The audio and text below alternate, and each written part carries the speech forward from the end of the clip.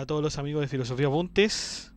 Estamos a 6 de diciembre del año 2023 con este apunte sobre la libertad. Continuamos viendo el tema de la libertad, esta vez por los filósofos romanos.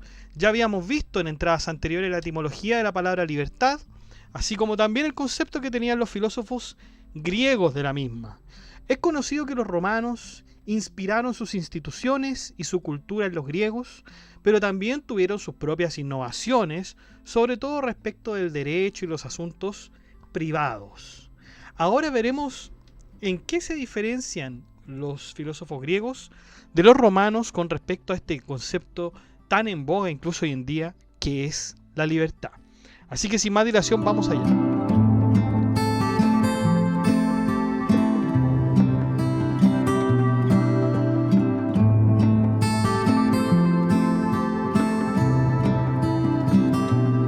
Bueno, en primer lugar, el primer filósofo que tenemos es Lucrecio. El filósofo romano Lucrecio dice que el principio de la libertad es la voluntad. Asegura que somos nosotros los que podemos desviar nuestros movimientos sin estar determinados por el tiempo ni por el lugar, sino que solamente por nuestro espíritu. Por otro lado, Lucrecio, a partir del concepto de clinamen, esto es el movimiento de desviación de los átomos en el vacío de manera espontánea. En esto afirma Lucrecio la libertad, porque ¿qué era lo contrario? Lo contrario era el determinismo de Demócrito, que fue uno de los padres, digamos, vamos a decir, los padres más conocidos quizás del átomo. Demócrito decía que los átomos son infinitos en número y están sujetos a un orden determinado. En consecuencia, no había libertad o voluntad libre en el ser humano. Si se conocía en todo caso esta cadena que es infinita, es decir, que no se puede conocer, pero si se conoce esa cadena infinita de átomos que, digamos, está en la naturaleza, entonces uno podría entender, por supuesto, el universo y las leyes naturales al que el hombre está sometido, ¿no es cierto? Pero entonces no habría libertad, dice Demócrito, no hay libertad de ningún modo, y si esto en la naturaleza es así, es decir, en la física de los átomos, entonces no hay libertad. Pero Lucrecio dice que no, en el clinamen, es decir, la desviación de los átomos en el vacío, por supuesto que hace entender que sí existe una libertad, no solo en la naturaleza, sino que también en el ser humano. El clinamen, por cierto, es una teoría antigua, y es de los griegos, de hecho, pero es Lucrecio el que le da el nombre de clinamen, que significa desviar o inclinar, porque en griego es parénclisis, perdón, ya que es la teoría. Esta teoría en realidad nos viene de Epicuro, ¿ya? Nos viene de Epicuro. Y claro, este filósofo, Epicuro, creía en el vacío. Entonces, si hay vacío y están los átomos, por cierto que el vacío va a permitir que el átomo pueda moverse en alguna dirección. El tema es que el tema es preguntarse por qué se mueve, cómo se mueve. Y Epicuro decía, y Lucrecio está de acuerdo con ello, por pura espontaneidad. Por pura espontaneidad se mueve. Así que no hay mucho que discutir. Entonces esto también fue bastante criticado de Epicuro, porque ¿de dónde nace esta espontaneidad? Y además, Aristóteles, recordemos que en sus libros de física él rebatía lo que era el vacío. Él decía que el vacío en realidad es una cuestión inconcebible, ¿no? De hecho, por eso se habla siempre en Aristóteles del horror vacui, ¿no? El horror vacuo.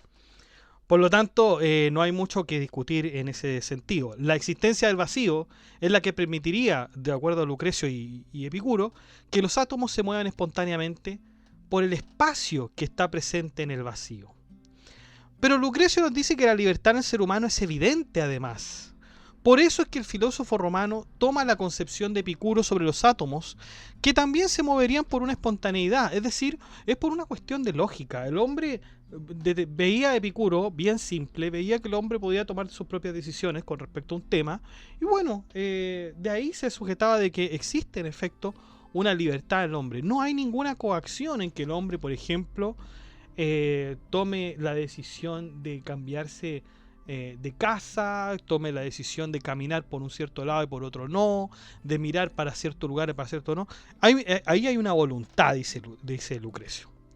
De hecho, si esto no fuera así, es decir, si el hombre no tuviese libertad, entonces el hombre no tendría ninguna responsabilidad por sus propios actos. Pues no es él el que elige realizar las acciones por las cuales es responsable, sino que hay algo más. Y es ese algo más que se supone que lo obliga, el responsable de que el hombre haga ciertas cosas. En cambio, si nosotros vamos por la postura de que en realidad el hombre es libre, entonces ahí podríamos imputar la responsabilidad al hombre. Eso con respecto a Lucrecio. Vamos con don Marco Tulio Cicerón. Cicerón decía que la voluntad no necesitaba ninguna causa extraña a sí misma, porque el movimiento está en nuestro poder. La causa de la libertad es su misma naturaleza. En cuanto al hombre y el intelecto, Cicerón decía que vivir en libertad significa que el hombre puede hacer lo que él quiera sin restricciones. La independencia significa libertad y esta corresponde nada más que al sabio, porque el sabio vive conforme al orden natural y el destino. En cambio, el ignorante siempre será esclavo y por eso son lo que son, dice Cicerón. Y esto puede ir en conexión con lo que hablábamos en el podcast anterior sobre la libertad de los griegos, sobre el gobierno de los filósofos. Recordemos los filósofos reyes. Los filósofos reyes no necesitan ninguna ley. No necesitan ninguna ley, porque si ya tenemos un filósofo, es decir, aquel que conoce la verdad, aquel que es amante de la sabiduría, bueno, ¿quién mejor que él para que gobierne? Y claro, a él las leyes no le sirven, las leyes de hecho lo obstaculizarían. Las leyes son hechas para los injustos, pero el justo no necesita leyes. Esto también está, por cierto, que en la Biblia, ya lo habíamos hablado en el podcast anterior, pero no está más recordarlo, que esa conexión entre que a los filósofos no necesitan leyes y que el justo tampoco necesita leyes, como lo dice la Biblia. Si mal no recuerdo, es el Timoteo 1.9, donde dice: no hay ley impuesta para el justo. ¿Se dan cuenta que tiene una relación entonces la Sagrada Escritura con lo que dice Platón? No vamos a decir que Platón es cristiano, por cierto que no. Son épocas diferentes, pero como decía Schopenhauer también, Arthur Schopenhauer, el cristianismo es platonismo para masas. Bueno, ahí están, hay bastantes comparaciones, ¿no? Bueno, entre los consejos para los gobernadores, Cicerón dice que los tiranos siempre son derrocados por las ansias de libertad que tienen los gobernados. El tiempo en que esto sucede puede variar de nación en nación, pero claro, las ansias de libertad, cuando se restringe mucho la libertad, entonces ahí vemos que el tirano puede correr peligro, o el gobernador que es demasiado déspota de alguna manera, porque cuando se aplasta la libertad, bueno, esta va a resurgir y va a explotar de algún modo. Cicerón en general tiene la misma idea de Lucrecio, o sea, el hombre debe ser libre porque así se le pueden imputar sus propios actos. Sin embargo, hay quizás algo de lo que nunca es libre el hombre y que cuando lo entiende quizás podríamos decir que ahora es un hombre libre. Y es la muerte, ¿no? El hombre no puede escapar de la muerte. Quizás podrá escapar de muchas cosas, pero de la muerte es algo que no se puede librar. Eso sería, de hecho, en el libro sobre el hado, ahí Cicerón dice, bueno, nosotros podemos relativizar muchas cosas, pero la muerte sí es lo que es una cuestión segura. Podemos especular sobre el futuro, podemos decir que es contingente, pero lo que no es contingente, y por cierto que siempre es necesario, es que vamos a morir. Bueno, vamos con otro filósofo que es Crisipo de Solos. Contra lo que decía Cicerón, pues ninguno de los dos estaba de acuerdo con el otro, el sabio no es libre tal y como lo describe el senador romano, es decir, Cicerón. Para Crisipo existen dos tipos de causas. Está la causa perfecta y principal, en donde se explica que el destino es la que obra en estas causas, Es decir, nada escapa del destino. ¿Mm? O sea, Crisipo de Solos creía en un destino. ¿Hay un destino? Por cierto que sí. ¿Hay una causa que es perfecta y principal? Bueno, ahí tenemos, por ejemplo, la muerte. Ujú. Pero hay causas secundarias y próximas, que es aquel asentimiento del hombre con respecto a las causas perfectas y principales. Claro, la causa, por ejemplo, del asentimiento del hombre, es decir, cuando el hombre asiente, por ejemplo, que va a morir. ¿Mm? Ahí hay una causal perfecta, ¿no es cierto? La muerte, y una principal, porque no, digamos, es el destino, representa el destino del hombre. Y ahí el hombre dice, bueno, en realidad, sí, es cierto, aquí hay muerte y por lo tanto no soy libre de aquello. O también, de hecho, el mismo, no lo dice con estas palabras, porque estas palabras son de Cicerón, pero Crisipo de Solos da otro ejemplo de esto, de causas principales y próximas, perdón, sí, principales y próximas. Un ejemplo de esto podría ser un cilindro en una superficie plana que se movería si se le empujara. Entonces tengamos primero en la mente un cilindro en un plano.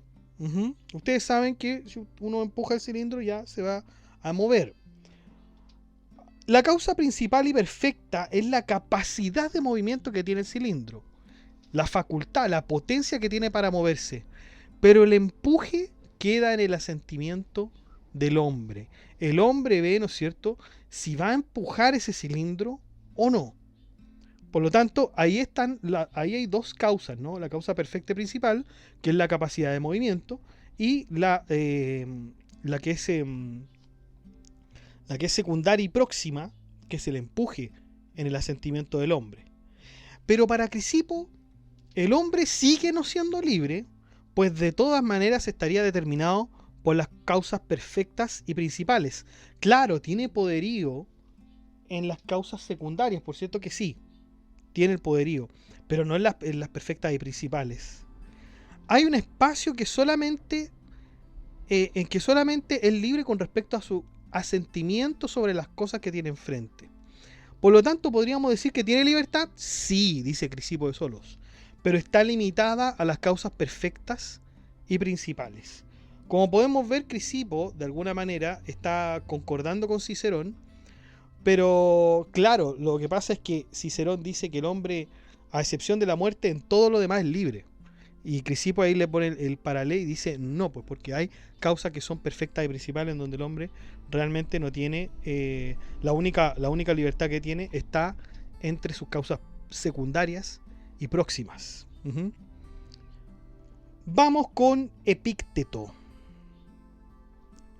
Epícteto era un ex esclavo y filósofo estoico que sostenía que el verdadero poder interior de consentir o no consentir a algo es lo que constituye la libertad de una persona frente a cualquier acontecimiento.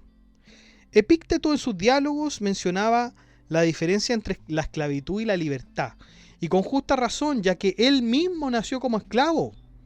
En su filosofía sostenía que tenía una existencia, algo interno que no estaba sujeto a restricción o compulsión por parte de otros. Eso ya es existir, algo que solo él podía utilizar como le placiese. Al disociar este algo o libertad interna para dar o no dar asentimiento a algo de las cosas materiales que lo rodeaban, el individuo nunca podría ser esclavo de nadie más. El precio de hacer esto podría ser alto si uno tuviera que renunciar a su propia vida para vivir según esta libertad interna de no dar asentimiento a algo que se oponía. O sea, aquí Epícteto está hablando verdaderamente de la libertad en sí, o sea, de hacer algo como a mí me parezca. Y claro, en este sentido, si yo hago lo que a mí me place, puede correr el riesgo de atentar contra la propia vida. Por ejemplo, si yo no obedezco la autoridad. Si yo no obedezco la autoridad, claro, pueden limitar mis libertades, pueden incluso hasta matarme, ¿no? Entonces, al negarse a cooperar y renunciar a la propia vida, al hacerlo, esta negativa a dar asentimiento también privaba a aquel que intentaba esclavizar de disfrutar de los beneficios de obligarte a hacer algo o de ser su esclavo. Entonces pregunta Epícteto, entonces, ¿quién tiene algún poder sobre mí? ¿Filipo? ¿Alejandro? ¿Pérdicas? ¿O el rey persa? Entonces, claro, Epícteto nos está diciendo que en la voluntad nosotros somos los únicos. Nosotros somos los únicos que podemos escoger libremente. Y claro, esa libertad va a llevar consecuencias, todo lo que ustedes quieran, pero somos libres de elegir. Somos libres. En otro capítulo, casi llega a ver que la desobediencia pasiva podría doblegar a un ejército si cada soldado se negara a dar su asentimiento y nadie acabara una trinchera o levantara una empalizada, o hará guardia o se expondrá al peligro. Claro, y esto es evidente. ¿Qué pasa si el rey da una orden, pero un soldado no quiere? Claro, a lo mejor si es un soldado, es solamente uno, los demás y los superiores lo van a obligar a hacer. Pero ¿qué pasa si realmente ninguno de los soldados quiere ir a la guerra, quiere sostener una guerra, quiere batallar, etcétera? Bueno, ahí van a tener la libertad de contraponerse contra el rey, y ahí el rey va a quedar en gran peligro. Así que la libertad, como podemos ver en Epícteto, es un aspecto fundamental en el ser humano, pero Epícteto no está hablando de la libertad en sí. Nos diferenciamos de los animales en esta capacidad de elegir lo correcto y lo incorrecto. Es una libertad absoluta. Somos incondicionalmente libres en toda circunstancia. No puede ser esta libertad determinada en un sentido u otro por alguna cuestión previa, sino que nosotros somos responsables absolutos e incondicionalmente libres. Las consecuencias que hayan de eso, bueno, eso es otro cuento. Pero de que somos libres para elegir, somos libres para elegir y nuestra voluntad está ahí. Vamos con el filósofo y emperador Marco Aurelio, emperador romano y filósofo estoico. Tuvo un profundo pensamiento sobre la libertad plasmado en las páginas de sus meditaciones y también fue inspirado por Marco Tulio Cicerón. Su enfoque sobre la libertad no se limita a la mera ausencia de restricciones externas, sino que se sumerge en la idea de que hay que consumir lo mínimo, porque ahí está la esencia de la libertad. La noción de libertad como un estado interno arraigado en el autodominio y la capacidad de mantener la tranquilidad independiente de las circunstancias externas, es ese el objeto de la libertad. Es, por cierto, el desapego de las cosas externas que se convierte en un principio rector al consumir aquello que es mínimo.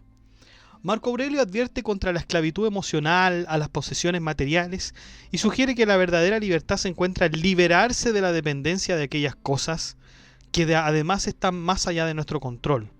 Al hacerlo se cultiva una independencia emocional que no se ve afectada por la fluctuación de las posesiones externas. Se abraza la simplicidad y se renuncia a la ilusión de controlar todo en la vida a través de la acumulación de bienes.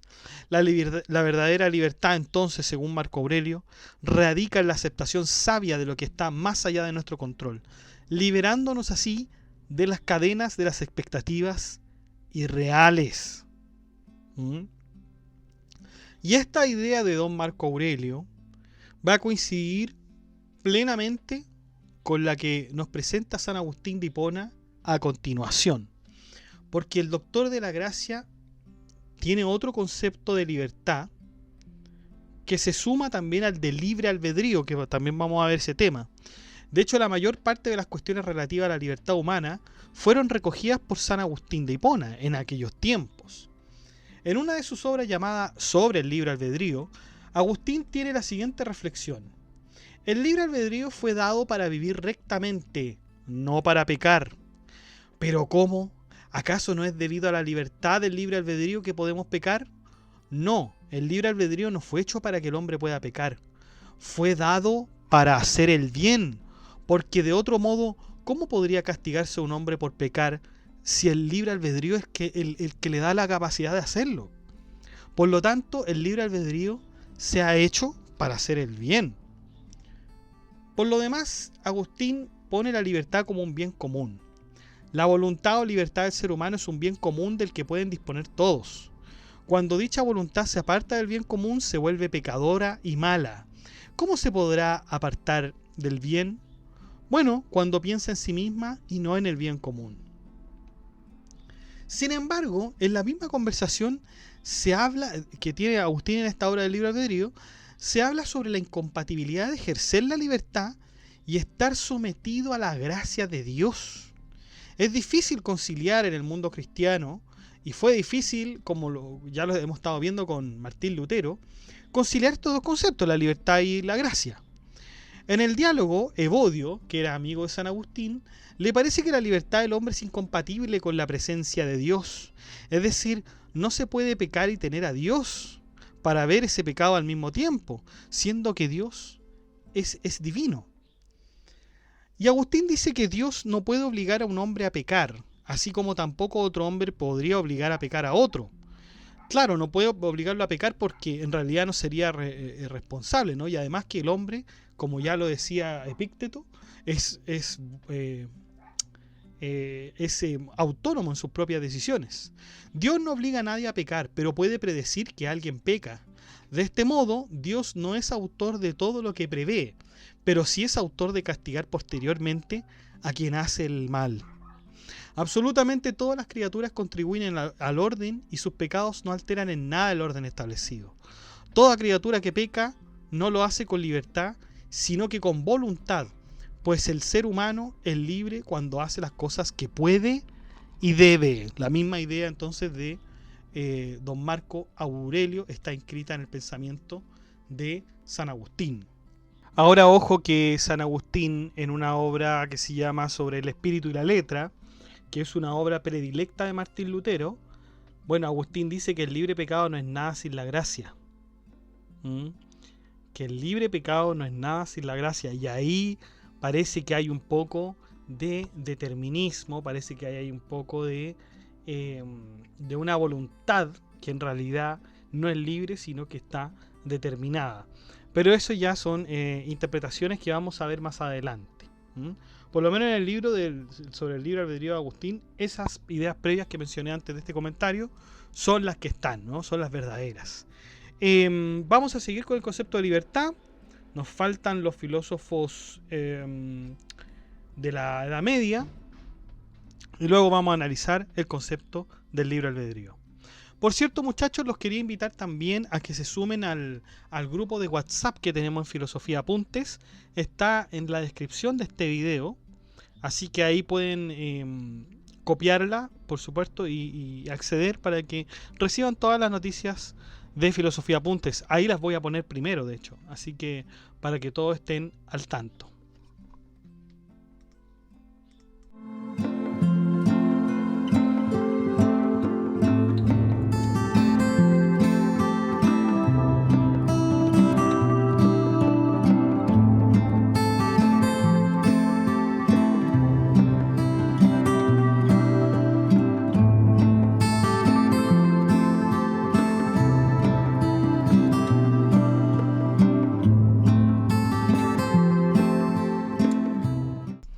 Bueno chicos, eso ha sido todo. Muchas gracias por escuchar este podcast. Si le ha gustado, dé like, comente, comparta, suscríbase, acceda al blog que está en la descripción del video, haga soporte en PayPal o en Patreon.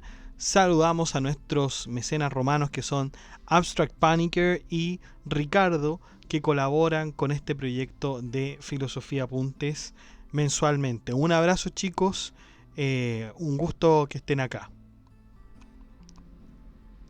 Y también saludamos a nuestro mecenas medieval, que es Gab Welther, que también colabora con una membresía un poco más alta que los mecenas romanos y que ya se ha mantenido en el tiempo apoyando este proyecto educativo. Muchas gracias, Gab Welther. Un abrazo.